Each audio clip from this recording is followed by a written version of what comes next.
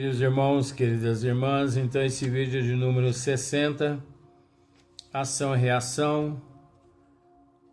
Provavelmente gravaremos hoje mais um vídeo sem ser esse.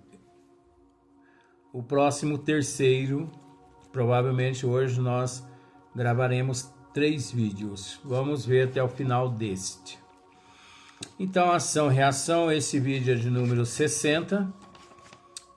Livro de Chico Xavier, Francisco Cândido Xavier.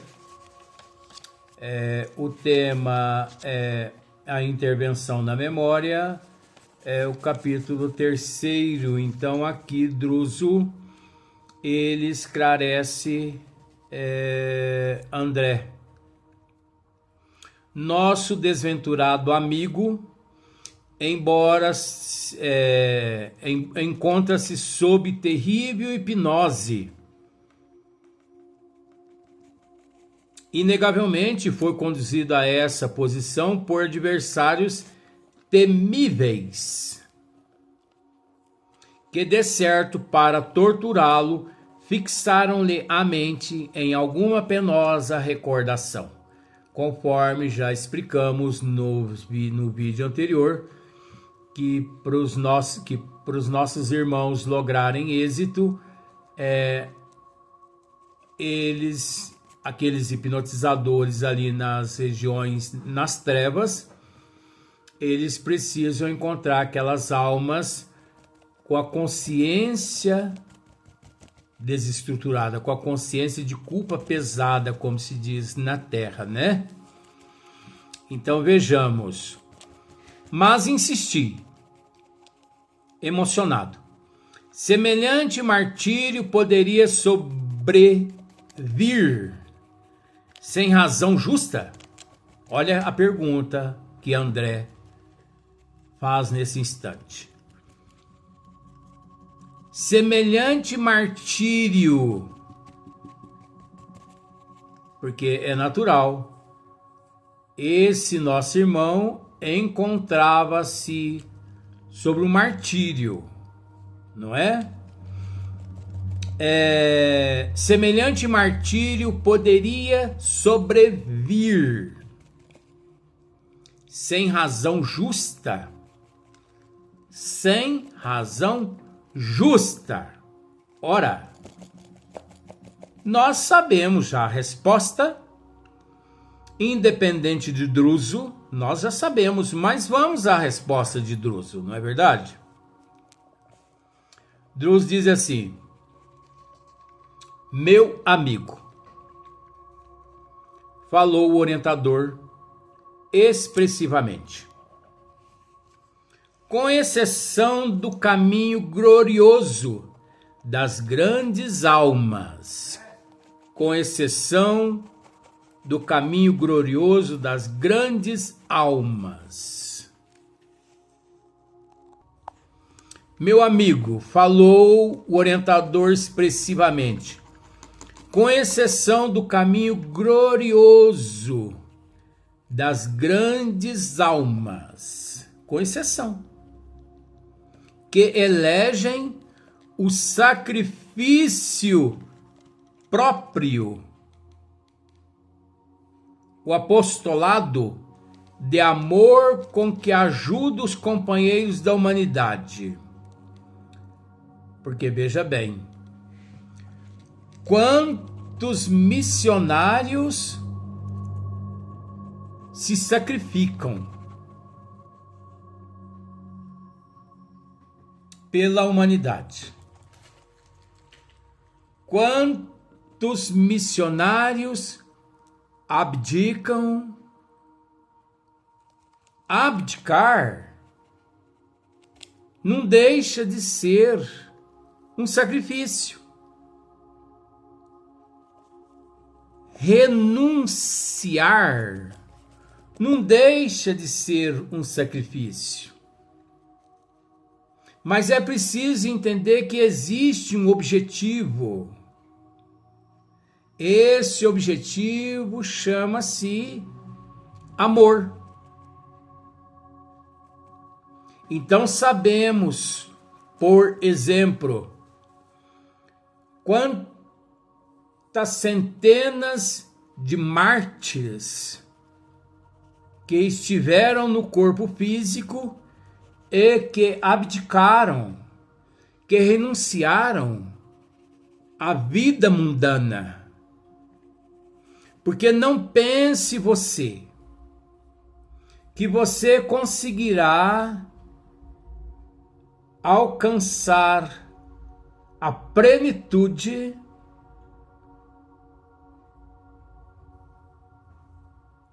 conforme vives na terra, conforme 99% da humanidade vive na terra, que não.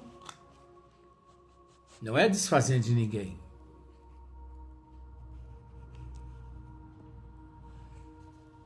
Então vejamos. Com exceção do caminho glorioso das grandes almas, que elegem no sacrifício próprio o apostolado de amor com que ajudam os companheiros da humanidade, não se ergue, isso é muito importante, não se ergue o espinheiro do sofrimento sem as raízes da culpa. Você conseguiu entender isso? Não se ergue o espinheiro do sofrimento sem as raízes da culpa. Então, o espinheiro do sofrimento só é erguido, mediante as raízes da culpa. Caso contrário, ele não seria erguido. Para atingir a miserabilidade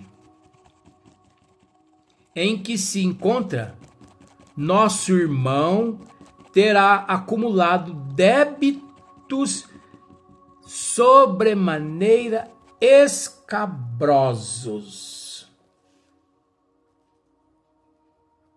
Esse nosso irmão é ali que está sendo averiguado, analisado, pesquisado, estudado, sonâmbulo, letárgico, epiléptico, que está sendo estudado por Druso, por Silas, por Hilário, por André.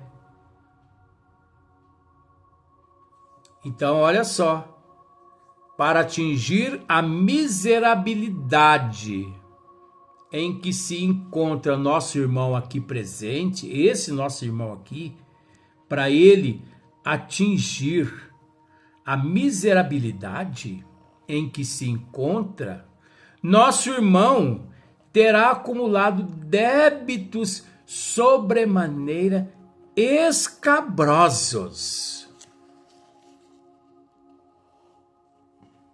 Aí entra nosso comentário.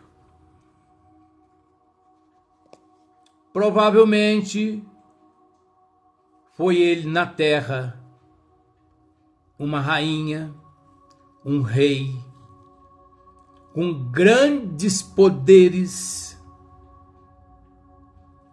Provavelmente foi ele um papa, um bispo. Provavelmente foi ele presidente de alguma nação, governador de algum estado. Provavelmente foi ele político, ministros, atuou na política, atuou na justiça aqui na terra. Provavelmente foi um ditador aqui na terra. Porque é preciso entender que tudo é perecível. Tudo é momentâneo. Não existe diploma eterno. 100% das pessoas que possuem diplomas nesta existência, eles perdem esse diploma quando eles desencarnam, ficando para trás os diplomas. A prova está no fato que todo mundo, quando reencarna, por mais que ele nasça aqui na Terra, gênio inteligentíssimo, ele necessita ser matriculado lá no pré, e assim sucessivamente, primeiro ano, segundo ano, terceiro, quarto, quinto, sexto, sétimo, oitavo, nono ano, primeiro ano, segundo ano, terceiro ano, faculdade. Ele precisa obedecer todos os ciclos aqui na Terra de escolaridade. Não é isso, meu bem? Ou eu estou dizendo besteira? Ninguém nasce retirando do útero de sua mãe cartão de crédito, talão de cheque, contas e mais contas já no banco, diplomas de todas as espécies. Se você perceber, no útero da mulher existe apenas a criança e o líquido amniótico, mais nada. Eu preciso voltar. Na verdade, quando nasce a criança, nem o líquido amniótico ali se encontra mais. Por quê? Porque a bolsa, ela arrebenta antes da criança nascer, em muitos casos. Mas o que eu quero dizer na história aqui é que ninguém nasce com diploma. Eu te faço a pergunta: Albert Einstein, Newton, Jung, Freud, Santos Dumont, enfim, não vou enumerar mais ninguém não. Todos esses, eles contaram com a ajuda das professoras em sala de aulas. Todos eles retornaram ao corpo físico com grandes missões. Gênios, mas portadores do véu do esquecimento do passado, precisando do auxílio mútuo da professora para ajudá-los a levantar uma parte daquele véu do esquecimento do passado, para que eles pudessem recordar que vieram fazer enquanto no corpo físico.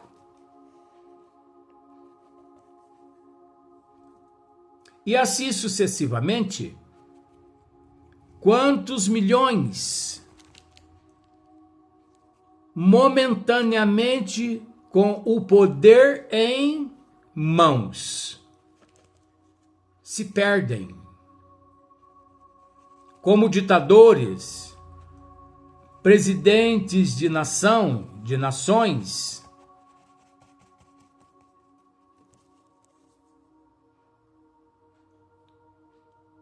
e por esse motivo, professores e mais professores que aqui na Terra abusaram e abusam do poder que tem em mãos, juízes, advogados, promotores,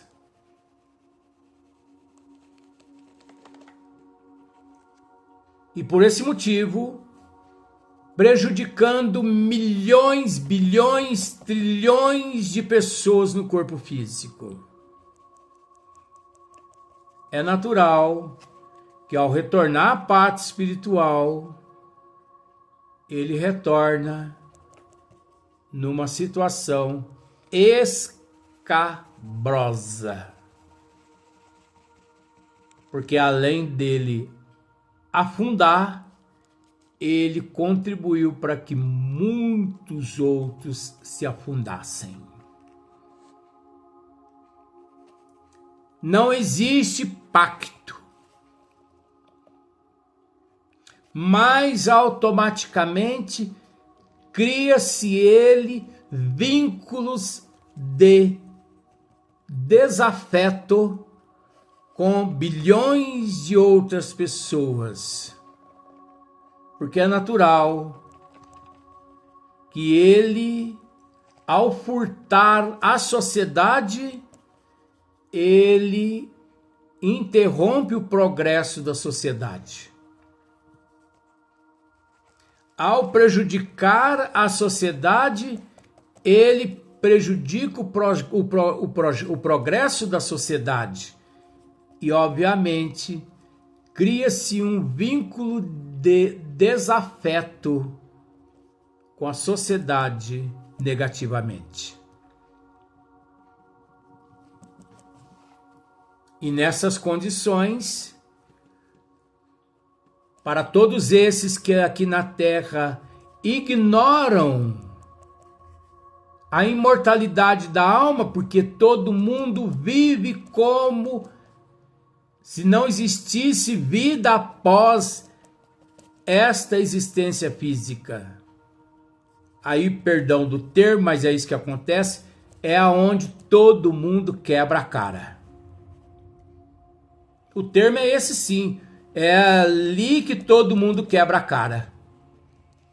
Porque enquanto aqui no corpo físico gozam a vida, desfrutam, destroem o mundo se for preciso. Porque ele conta com ele que não haverá vida após a morte física. E justamente ele, quando sucumbe à vida física, ele se vê se levantando e se vê sendo carregado lá para o meio das trevas. Aí é ranger de dente, de sofrimento, igual esse nosso irmão. Para atingir a miserabilidade em que se encontra nosso irmão, terá acumulado débitos sobremaneira escabrosos, André, Hilário, Silas. Esse nosso irmão, André. Para atingir a miserabilidade em que se encontra, André, Hilário, nosso irmão terá acumulado débitos sobremaneira escabrosos. Agora veja bem.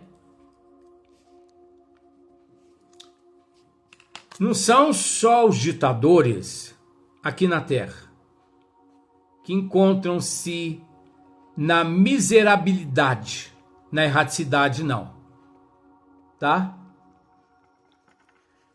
Não são só os ditadores, presidentes de nações, professores, cientistas, né?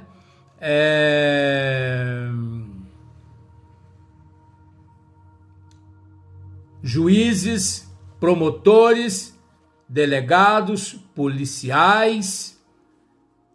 Não são só políticos e a justiça da terra, não, tá, gente?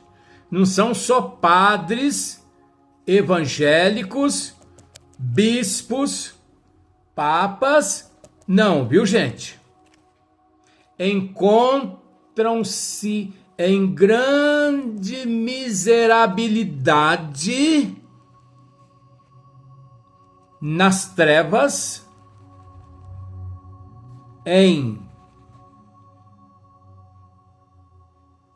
acumulado débitos sobremaneira escabrosos, os pseudos espíritas.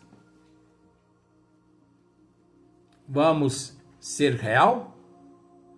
Porque quando se usa o termo espírita, parece que vem aquele sinônimo, né, de perfeição, né? Espírita é perfeito. Espírita é sinônimo de perfeição. Não é? Tem nada a ver. Espírita, na verdade, significa o churume do lixo. Espírita significa churume do lixo. Que se você pega o churume e joga na lata de lixo, a lata de lixo joga fora. Muitos não admitem esse nosso termo. Por que eles não admitem? Porque eles se sentem bons. E Jesus disse: bom, só meu Pai que está no céu. É a falta de humildade que leva as pessoas a não se aceitar. Agora eu te pergunto, por que estamos dizendo isso com relação aos espíritas? Os espíritas são os piores seres que encontram na face da terra. Por que os espíritas são os mais comprometidos com os desígnios de Deus? Por quê? Por que os espíritas são os mais comprometidos e estão mais comprometidos com os desígnios de Deus? Porque para consertar esses espíritos, só mesmo os desígnios de Deus. Outra ciência não consegue consertar esses espíritas que hoje se dizem espíritas. E mesmo assim, parece que os espíritas ainda não se conscientizaram da responsabilidade que carrega sobre seus ombros. Não generalizando, porque existem muitas pessoas trabalhando corretamente, mas 90% dos espíritas estão deixando a desejar. Pois os espíritas, 90% dos espíritas são omissos, são irresponsáveis, são indisciplinados. 90% dos espíritas são místicos, e místico não é espiritismo. Místico é uma crendice, é um álibi, é uma desculpa para não assumir compromisso e responsabilidade. O místico é um desculpismo para não assumir compromisso e responsabilidade. Porque o que o espírita menos quer hoje é compromisso e responsabilidade. Vou repetir. O que o espírita menos quer hoje é compromisso e responsabilidade.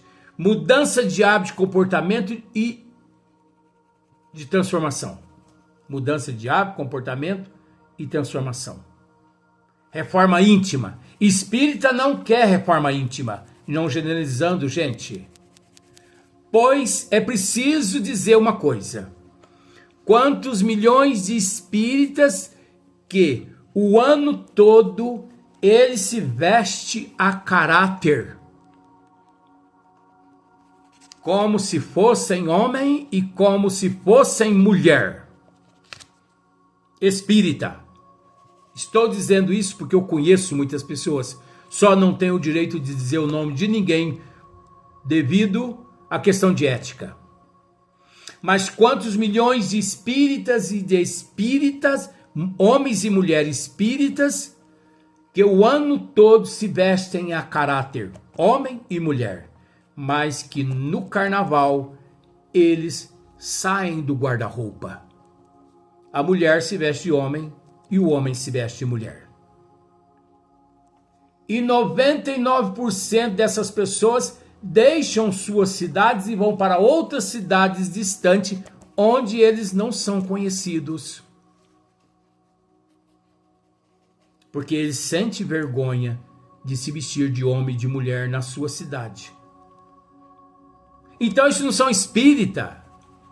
Isso são obsessores no corpo físico, ensaiando para que um dia se torne de fato espírita. Falando mal? De forma nenhuma. Mas espiritismo não é brincadeira.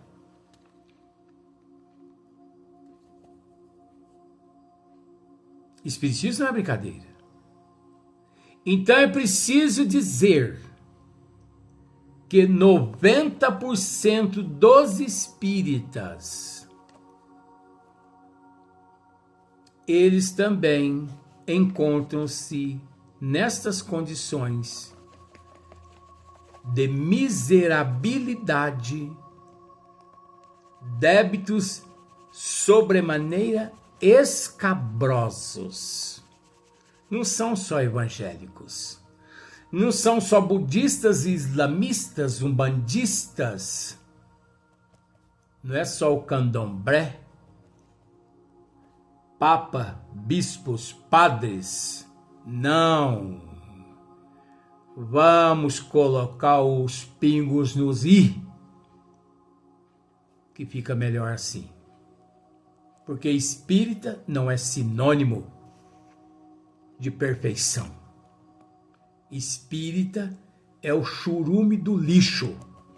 Por isso encontra-se nesta ciência, porque sabe Deus que outra ciência aqui na Terra não é capaz de auxiliar esse indivíduo que no espiritismo está brincando de espiritismo. Porque nunca vimos tanto espírita irresponsável quanto em 2024 e 2025. Nunca vimos tanto. É tão lamentável. É tão lamentável que 99% dos espíritas que se dizem espíritas ainda não se conscientizaram-se de que o Brasil é o coração do mundo, é a pátria do Evangelho. Os espíritas ainda não se conscientizaram-se disso. Nós não estamos dizendo brasileiro, nós estamos dizendo espírita. Os espíritas não se conscientizaram-se de que o Brasil é o coração do mundo, é a pátria do Evangelho. Que os espíritas têm feito? Nada. Os espíritas sim têm se degradado uns contra os outros. Meu centro é melhor do que o centro de fulano. O centro do outro é forte, mais forte do que o centro de Bertano. Não existe centro forte, não existe centro fraco. Existe sim espírita fraco, de moral, de caráter, de compromisso e de responsabilidade. Isso sim existe, porque Deus é um só. Onde já se viu isso? Centro espírita fraco? Me aponte um centro espírita forte. Se você me apontar um centro espírita moralmente adequado, eu creio que existe. Moralmente. No entanto, existe um centro espírita no Brasil, Frei Luiz. Esse centro espírita, sim. Esse centro espírita, sim. Digita aí no Google.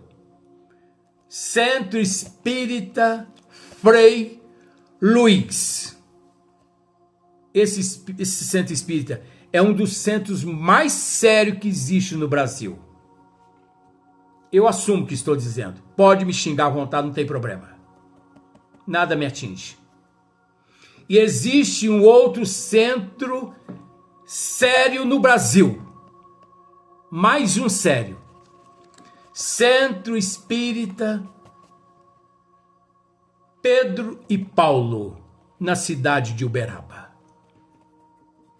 E um outro que se chama Centro Espírita Carbarchúdio, na cidade de Uberaba. Não ouso dizer mais nenhum centro espírita sério no Brasil. Existe outros? Existe. Mas eu não ouso dizer, porque eu assumo o que eu estou dizendo. Porque quando me interrogarem, eu vou descrever as qualidades que há dentro destas casas, essas 3 casas espíritas que acabei de dizer, que não posso dizer de outras, porque nunca vi em outras tanta qualidade de caráter, de moral, de equilíbrio, de responsabilidade, de compromisso com Deus, com Jesus, com a espiritualidade, com a humanidade, quanto nessas 3 casas espíritas. Existem outras? Existe. Mas eu só posso falar a respeito dessas 3. E o fato de mim não falar das outras não significa que eu estou desfazendo das outras. Não. Eu só me reservo o direito de não falar das outras, e sim falar só dessas que conheço espiritualmente e materialmente. Então eu não sou omisso. Eu não me comprometo. Eu falo aquilo que conheço. Eu falo aquilo que sei. Espiritismo não é brincadeira. O espírita ainda não se conscientizou-se de que o Brasil não é o país do samba e nem do carnaval. Mas o espírita acha que é.